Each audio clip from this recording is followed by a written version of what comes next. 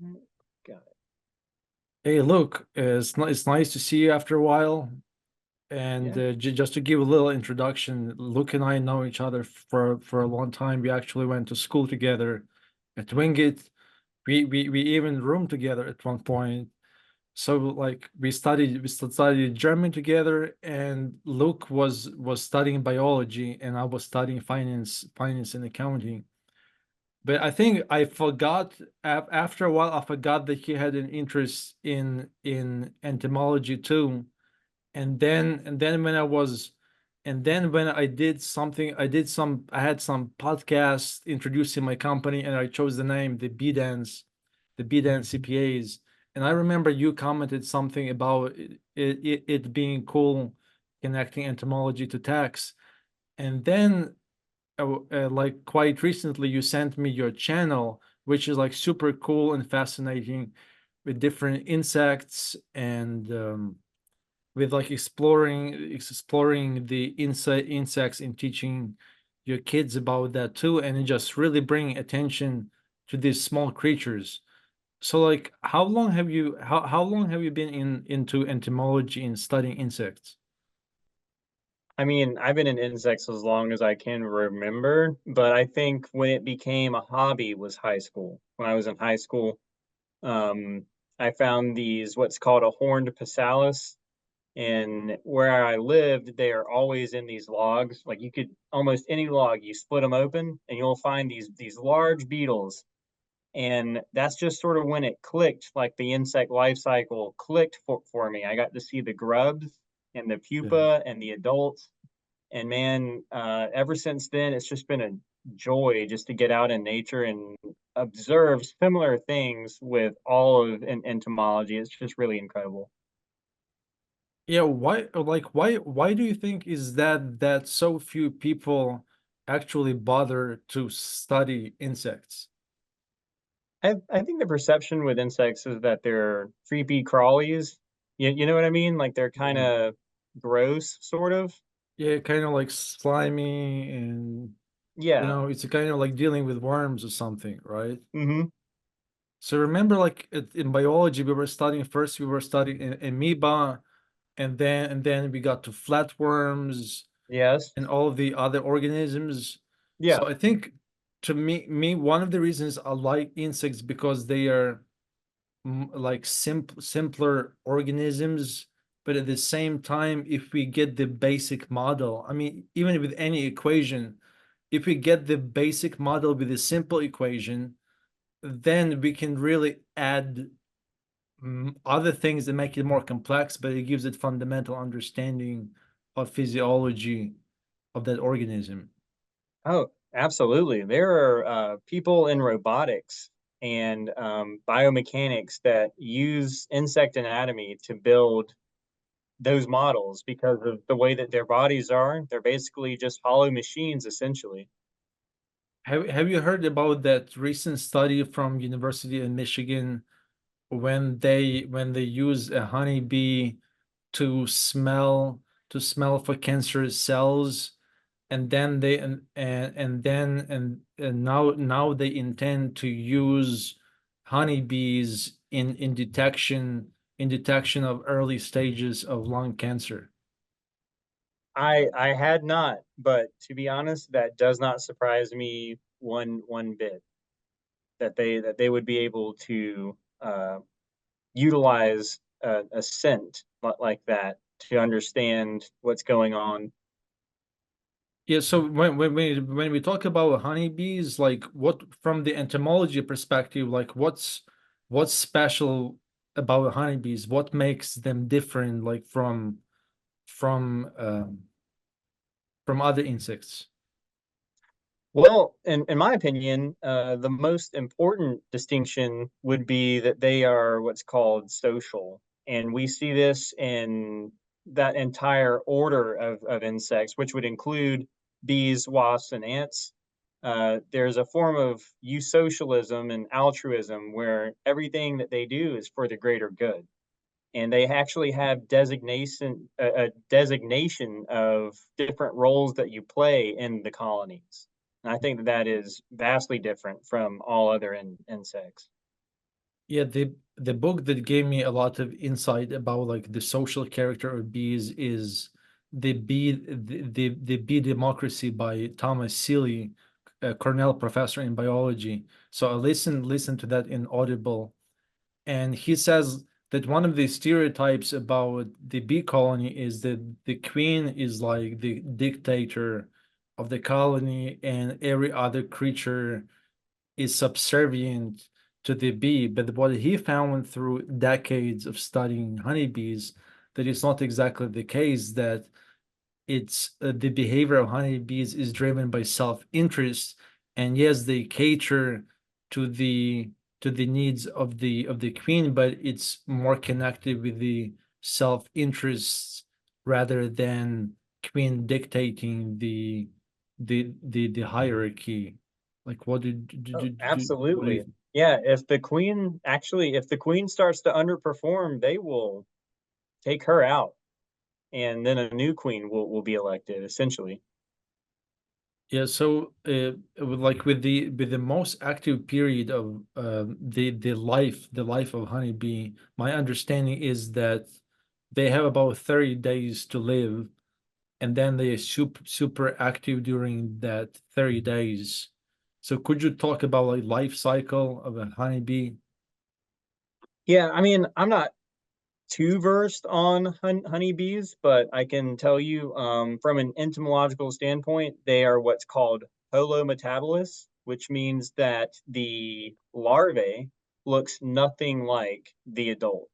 So they will start out as a grub, and the workers, which are all female, will cater to the needs of the grubs. They will feed them and it's not really a grub. It's a larva, and they will feed them and take care of them, keep them warm, and then when they start to pupate, they will then transition into adulthood, and they will be either male or female.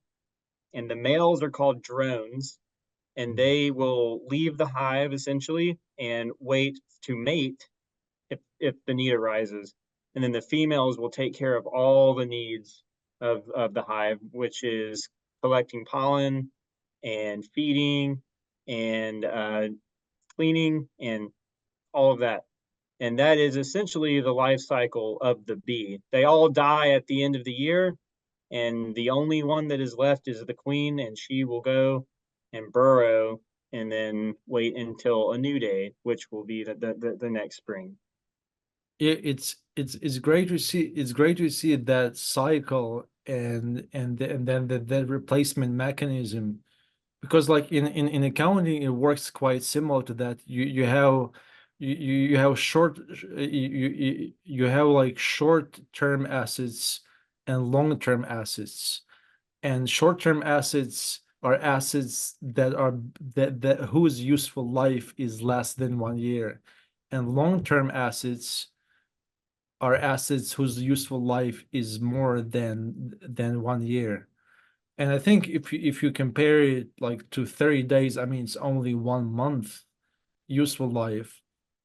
But then as you said, the need for replacement may occur. So unless that replacement materializes, it won't be sustainable for the beehive to keep on going. So Yeah, likewise, when we don't envision the life cycle of that asset, then the obsolescence and depreciation, wear and tear take over, and the business also misses out on the tax benefits of purchasing equipment and writing it off over time as depreciation. So speaking on that topic, there are 2 years left until the expiration of the tax reform, which is also known as Trump tax reform. mhm. So the bonus depreciation, which is accelerated depreciation allowed for the new equipment, is about to expire in a couple of years. So it's important for businesses to keep the life cycle of assets in mind, not only for replacing the assets, but also to be able to take advantage of the accelerated bonus depreciation tax benefit that will expire unless extended by Congress in January 2026. Yeah. Yeah, that's a unique comparison, but I think it holds true.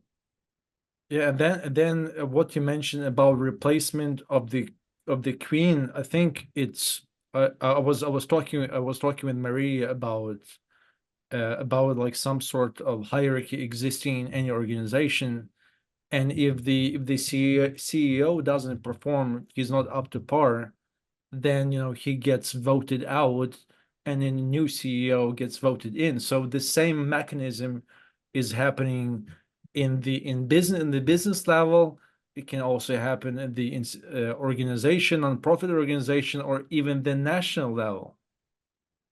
Yeah, and I think that's important. I think that if only our government could operate like that. It semi can, but that's a really neat comparison. If something is underperforming, it's time to let it go. Yeah, so like, and you mentioning different roles within the bee colony. So there are like maids, and there are builders, and there are scouts, Hmm. and could you think of any other roles within the bee colony? Yeah, the simplest way to separate them is just call them workers and drones, and just say that all the females are workers and all the males are drones, and the males practically are useless until the need to reproduce comes about, and the women, they will take care of everything within the hive. And Yeah. if you've ever approached a hive, not just of honeybees, but any stinging insect, you'll be met with the women, and you'll know it because they're the ones that sting you. And Yeah, it's interesting you mentioned that component, because you see, I mean, in most countries of the world, we talk about patriarchy.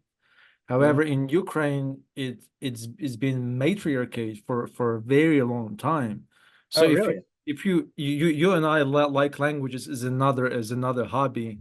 So just about in any language in the world, if you say use the word for a human being, it's usually masculine. You see like demon in German, or is like used to be like man believes that if you don't take care of the planet, it's not sustainable. Man, like you using as a collective noun for humanity. So that Hmm. masculine noun for human or humanity is usually masculine. But in Ukrainian, it's it's it's it's it's it's actually feminine. It's Ludina. The word for human being is Ludina, and it's a feminine noun, which is a throwback to the matriarchate in Ukraine, going on for centuries now. And now I mean, generally in most countries, male ratio prevails female ratio, but there are a Hmm. few country, a handful of countries in the world, such as Ukraine, Russia, Lithuania, Belarus, Poland, where the it's flipped, where females exceed males, and Okay. and part of that is very high casualties during World War II. 20 million in the former Soviet Union. Yeah, yeah, that would explain it. Yeah.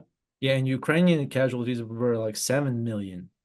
Oh, okay. And Wow. you see now in this war. So what's interesting that 20% of the military in Ukraine is women now, Oh, because that is interesting. there is a biological shortage already, even before the war, and now like a lot of guys were killed, and then women really stepped up, and like a big, I mean, sizable ratio is Yeah, women. yeah, that's incredible. And I think you go back to that, like Rosie image, Rosie the Hmm. worker image after World War II, because Yeah. males went to the front, and Rosie, like this powerful lady, leading the charge. So it's we so the point is we see comparisons of that phenomenon in the modern day society too. Yeah, yeah. Absolutely, man. That's I didn't even know that about Ukraine, really. Yeah. I mean, it's one of the reasons, it's one of the reasons that shortage, shortage of men is I mean, is really being replenished, as you were saying about the need for replacing upon the life cycle, and if that life cycle ended prematurely because of this Mhm. atrocious war in this case, well, women really stepped up. Yeah, yeah. Can't even fathom what that must be like. Yeah. And then as far as scouting the area and searching for the site, could you talk a little bit about wintering of insects and how the process of selecting a particular site for wintering happens? Yeah. I so I actually don't know too much about like I said about honeybees, and I don't want to say that it would be wise to assume. But I one mean, thing I okay, do know like about let's draw on you as an arborist. So you're practicing arborist. yeah, So I think perhaps you could comment more on the standpoints. I mean, are they hiding in the trees? I mean, how do they spend the colder temperatures of the winter time? What happens with them then? usually it's underground. Okay. And they get below what's called the thaw, and that will allow them to stay pretty much alive during the winter. And then when it warms up, they come out, and I see this in hornets. And I would assume that bees are the same way, but like I said, uh, not exactly versed on my bees. Yeah, what portion of the year would you say? So let's take Northern Hemisphere, like here, like Yeah. so. What portion of the year would you say is active stage versus like hibernating stage?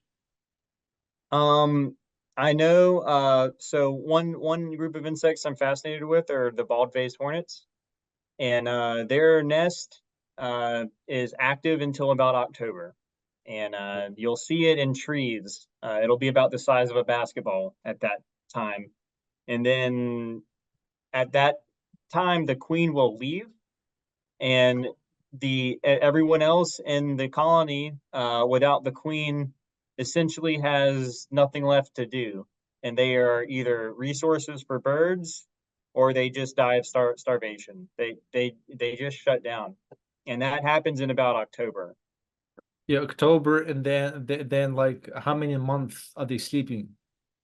until around April. So say October, November, December, and then say so you have like 3 months there, and then April, then say like about like half of a year. So we could say approximately let's say 50%. Hmm. So when like could you describe accumulation of resources for that season and what needs to happen for for these species to prepare for the wintering? There isn't very little that they do to prepare for the winter because it's as I said, at least with the insects that I'm familiar with, it's just the queen that survives. For a beekeep, it might be different, like someone that actually is running an apiary, but in the wild, with social insects as far as hornets and yellow jackets and things of that nature, the preparation is just the queen to find a suitable spot, because everything she does is in to really prepare is in the spring, and she'll find the perfect location, and I say that in quotations because sometimes it's not the perfect location, but she'll find her spot and she'll begin the comb, and then the nest, she will start the nest as well. And after the first workers are born, they take care of it all from that point forward. and then the queen is only laying eggs. Yeah, it's an interesting point about preservation of just a queen. It just made me think of the important point in running a business. So sometimes what happens in the business is that the CEO and the leadership team accumulate so much information and knowledge, of the tacit knowledge of running the business, that it becomes hard to replace them.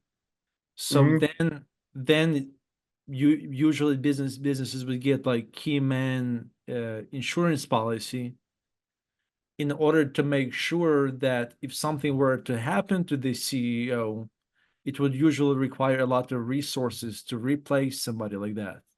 So Yeah, if you don't have life insurance policy for a person like that, you can imagine the financial repercussions of losing a key person like that. So I oh, think definitely. that's one parallel that I am seeing to you emphasizing the queen, the one that especially needs to be preserved. Yeah, oh, definitely. Then, as far as honeybees, what I learned from Thomas Seeley was that when they really put a lot of thought into finding the right site, because if they get this spot wrong, they can either become prey to predators or to these too severe outside conditions of Oh, the yeah. weather and the elements. So I think it's when we talk about like foreign investor wanting to invest in a country like the United States, it's not an easy decision to select that site. We call it site selection. So I think there is plenty to learn from a judicious response of honeybees to that decision. So I think we can say in life or in business, we can have decisions, we can wing it, and it's not gonna be a big deal. It's not gonna be a deal breaker. But something like selecting a site for honeybees is crucial to the survival of the entire colony. So Absolutely. when we go back to Eisenhower model of managing time, and he had like four quadrants: the not urgent but important, and urgent and important, and then urgent urgent but not important, and not urgent and not important. So Yeah, the idea is to avoid tyranny of the urgent, so to focus on the important things. So imagine that the bees are saying, well, the winter is still a long time away, and they're not really planning, not putting any thought in selecting the site whatsoever. They just go about their current business. Then winter comes and the entire colony gets decimated. So I think it's like a lot of useful lessons about resilience. A lot of people like had to survive COVID and figure out like the social components and health components. And now with this war in Ukraine, Ukraine like obviously has much less in terms of resources, and then figuring out the resilient way to ensure survival. And thankfully, like with the US help and Western partners, but figuring out the efficient ways towards sustainability and survival. yeah, yeah. I don't know if this relates or not, but or at least you mentioned that I work in the field of arboriculture, and I did not realize until I was in this field, and then the war started, that the Ukraine was one of the larger suppliers of fertilizer to the United States, and those prices have elevated tremendously after the beginning of the war. Yeah, I actually wasn't familiar with that piece. Like I knew about like sunflower and things like that, but that's pretty neat fact about fertilizer. Yeah, yeah, and that's where at least so as far as my understanding, we were receiving it from, and I don't know what they're doing now, but yeah, it's crazy. Interesting fact is that Ukraine, despite the war, maintained number two position as the honey exporter in the EU. And I Oh, was really? like, wow, even amidst the war, it's like number two position for honey exporting. Oh, that's really Sunflower cool. is big too, and so there are certain things of that Ukraine specializes in. Oh, yeah. It's beautiful out there, man. And as is there something that you didn't expect? I mean, is there something that surprised you most about insects that you totally didn't expect, but then as you studied it, it's like totally surprised you? Yeah. And I don't know when it was that I had this revelation. But we were studying dangerous insects and the most dangerous insect. And I don't think anyone in my class got it right at the time with Was it some thought, maybe. Huh? was it with Erica Skako? Yes. Yeah, Yeah. I actually took her class too because when I was doing my science requirement, I was in biology chemistry school in my school, and I thought that's gonna be boring because I already took all sort of chemistry. But when I saw entomology, it was like the most unique because I didn't even see that offering in the Ukrainian schools. So it was like the Oh, yeah. most unique offering to satisfy science requirement.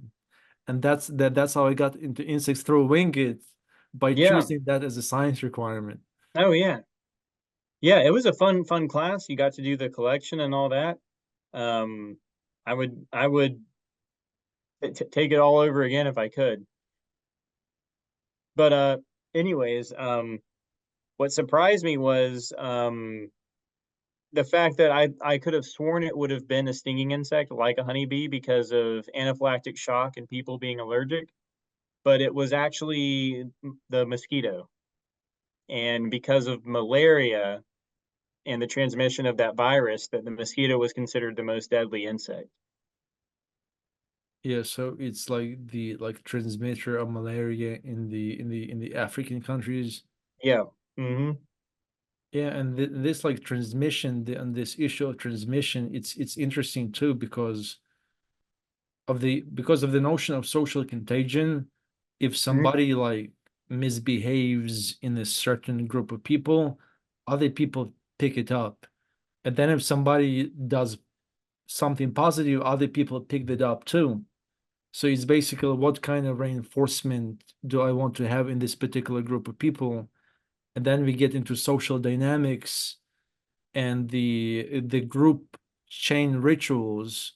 And some of them are forced because the company just forces a specific ritual.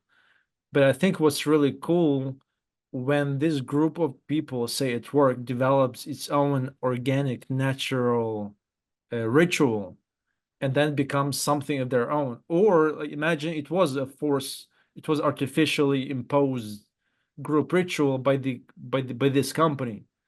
But people got so excited that they truly absorbed and embraced it. And that way, even though it started off as artificially imposed, but it was organically embraced. So I Hmm. think it's like one other thing we can learn from the honeybees is asking ourselves about these group rituals.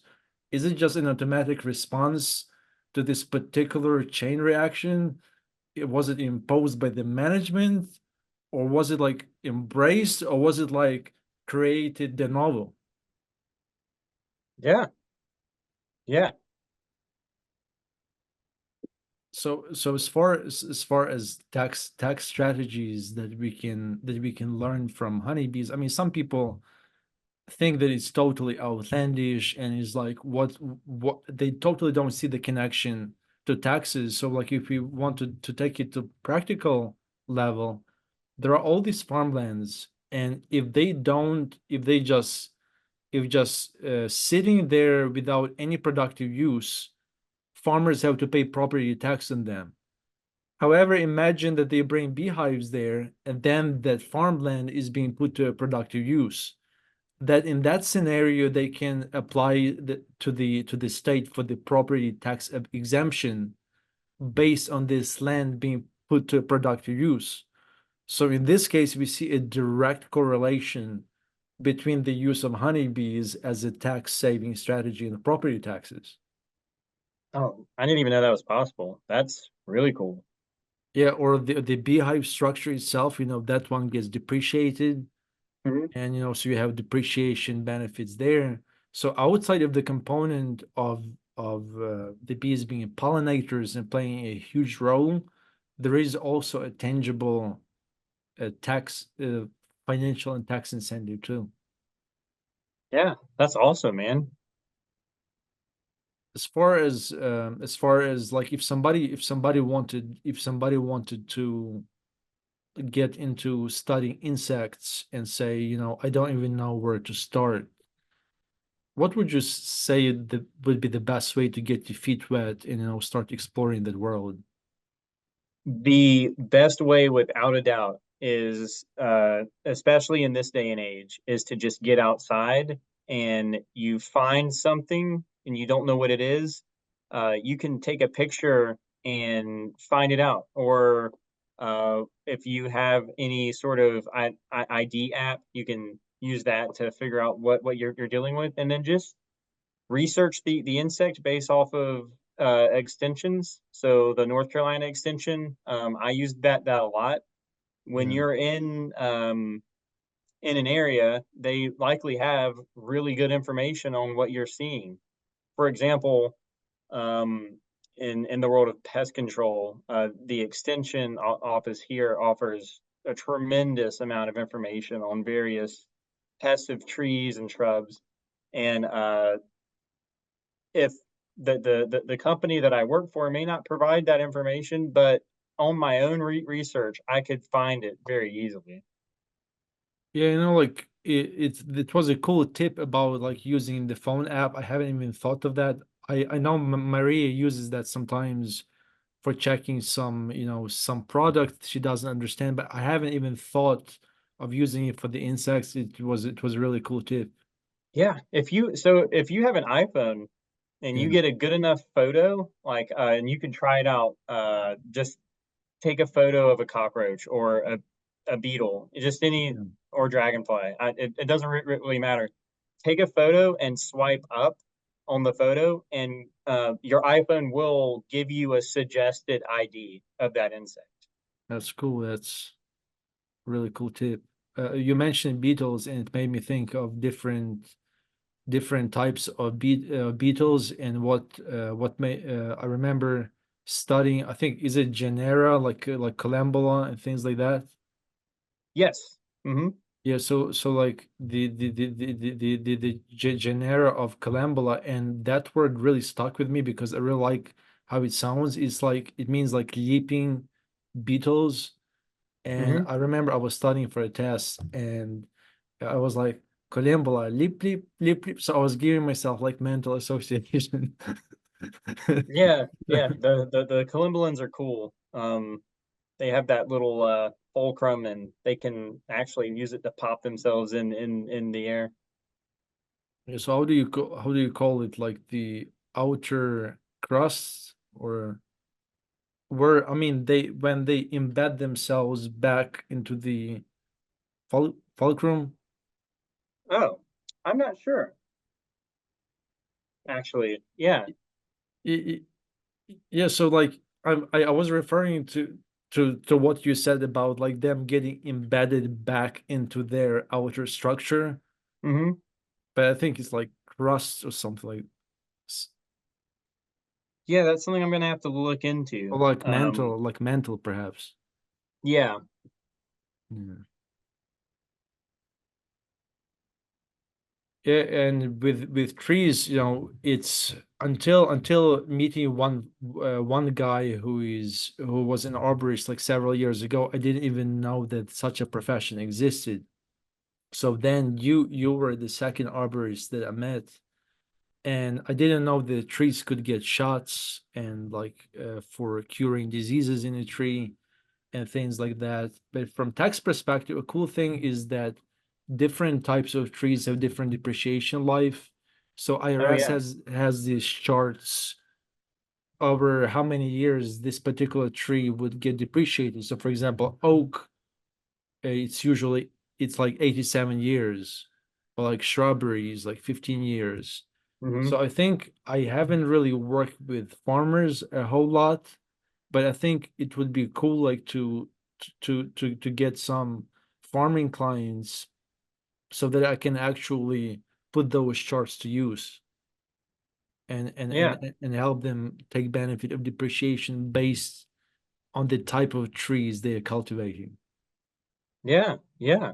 Uh, it, so silviculture, I think, should be a growing industry as we look for, sustainable resources. I know that I would prefer if we moved away from plastic chairs and tables and started embracing wood again, like we used to, but if we could do it responsibly. It seems like all the clear cutting that we're doing now is just for homes.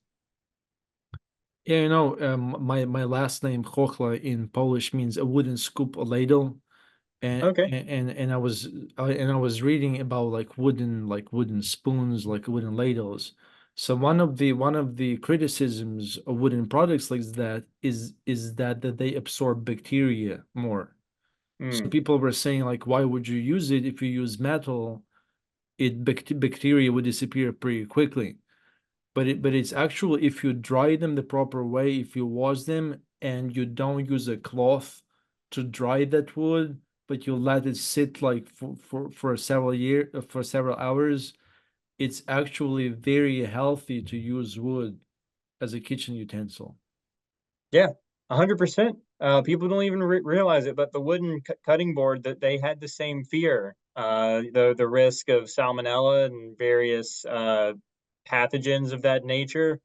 The wood, when you cut into it, if it gets stuck in those grooves and it didn't get cleaned out when you were using soap and water, the wood would actually take care of that pathogen for you Yeah. if you let it dry that way.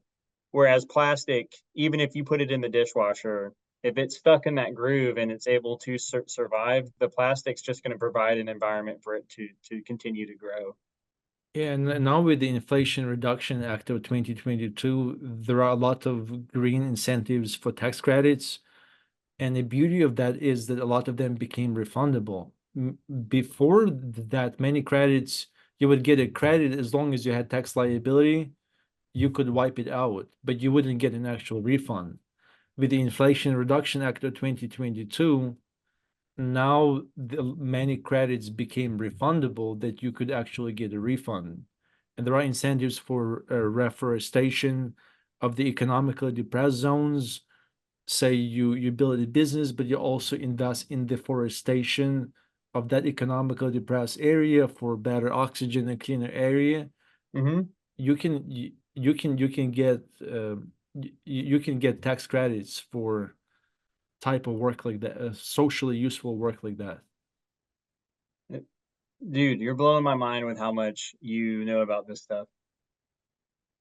I it's it's because when we get to taxation and like the government, no, that the government wants to tax just about everything, and so we can take that approach and say, well, the government just wants to tax the heck out of you. What's the point anyway?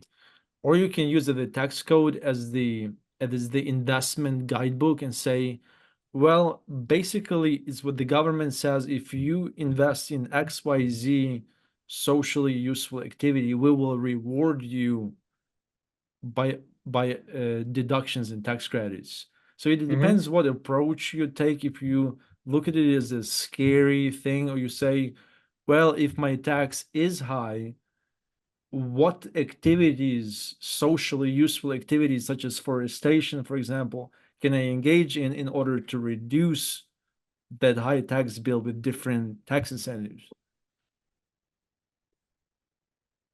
Yeah. Hey, is your wife an attorney? I Y- don't know why this. Yeah, I'm glad you mentioned that she is a tax attorney. It's actually a good segue because she specializes in nonprofits. So the idea is how do you connect the profit structures with the nonprofit charity or socially useful work. So when you can find the way to for the profit for the for profit entities to engage in socially useful work by virtue of creating nonprofits and engaging in one of these scientific, charitable, or religious pursuits that is of public interest, then that's another mechanism to avail yourself of tax benefits. Hmm. So things such as charitable holding, corporation, or public foundations. So you can figure out the way to navigate that. So it's like you have certain rules. It's like the rules of the game, and it's basically, it's like business is a game, is a long game, or taxation is like a game too. So there are certain rules of the game, and if you play it right, yeah, you the initial tax rate may be high, but if you then turn around and invest in XYZ activities, then you can, significantly reduce it or just wipe it out outright. Yeah, yeah, And that's cool. and I think as somebody who grew up in the family with family business and entrepreneurship, like what would you say that taught you in life? Uh, the biggest thing I think is to take chances. And I mean, he's still dealing with that. My dad is a business owner, a trucking company, and I mean, just the amount of ups and downs that he's been through, and uh, it seems like he was on a down, and then he decided to use his trucking company to open a hay business to basically bring hay and sell to farmers. Right. Just an ingenious way to stay afloat in the difficult times that we're in right now, especially for that industry. So it's Ye- just about seeing an opportunity and not second guessing it. Yeah, like I have a tendency to overthink sometimes, and in order to counter that tendency, I took up boxing for a few months, just to really be forced to get out of there and make the decision in the moment, because it's Yeah, exactly what you're saying. When you're in business, you have to think in your feet, and when you freeze and overthink, I mean, that's can lose an opportunity or make the wrong move or miss the move because like I'm frozen or overthinking something. definitely. Well, well, Luke, I really, really appreciate you sharing insights from entomology, and I hope that this podcast was useful to you. Please write your comments, questions that you want for next podcast, and all the best until the next time. Well, likewise, Yeah. man, it was great to catch up. All right.